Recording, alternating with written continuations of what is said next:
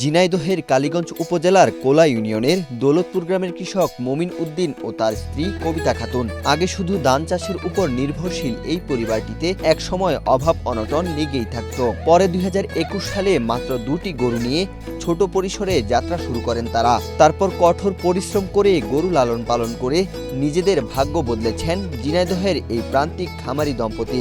দিনে ৩-৪বার গোসল করানো হয়, আবার 3বার খাবার খাতি দেওয়া হয়, ঘাস লাগানো, ঘাস খাওয়ানো হয় বিচুলি দিয়ে ভাজিয়ে।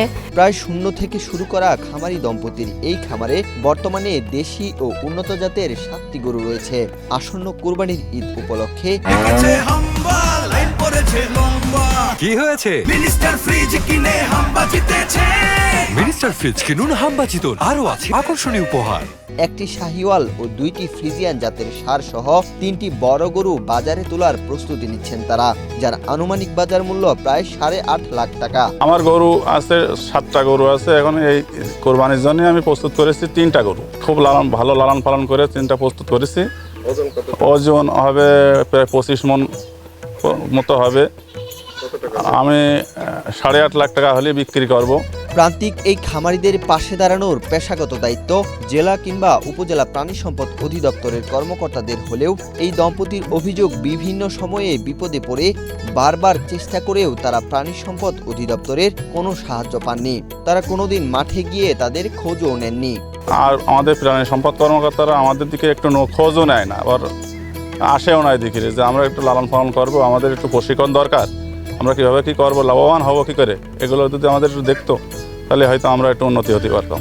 খামারিদের এই দাবির সত্যতা নিশ্চিত করে ঝিনাইদহ সদর উপজেলার ডাকবাংলো আব্দুর রৌফ ডিগ্রি কলেজের সাবেক সহযোগী অধ্যাপক KGM সালেহ বলেন, তার জানামতে ঝিনাইদহের যত খামারি আছেন জেলা বা উপজেলা প্রাণী সম্পদ অফিসের কেউ কোনোদিন তাদের পরিদর্শনে যান না।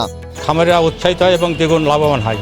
আমার জানামতে ইদানিং অনেক কালীগঞ্জ এবং হরিণাকুণ্ড ঝিনাইদহ অনেক জায়গায় খামার গড়তে হয়েছে, কিন্তু এই অজ্ঞতার কারণে প্রাণী সম্পদ মন্ত্রীরা না যাওয়ার কারণে তাদের লাভ কম হচ্ছে এবং ক্ষতি পরিমাণ আগের চেয়ে বেড়ে যাচ্ছে এবং লাভবান ইচ্ছা অনুযায়ী হতে পারছে না। খামারিদের এই অভিযোগের বিষয়ে যোগাযোগ করা হলে ঝিনাইদহ জেলা প্রাণী সম্পদ কর্মকর্তা ডাক্তার SM আতিকুজ্জামান বলেন, জনবলের ঘাটতি থাকায় মাঠ পর্যায়ে খোঁজ নেওয়া সম্ভব হয় না। আমাদের এখন জনসংখ্যা আসলে উপজেলা লেভেলে খুবই স্বল্প আছে। আমার ওখানে মাত্র একজন ভেটেরিনারি ফিল্ড স্টাফ আছে।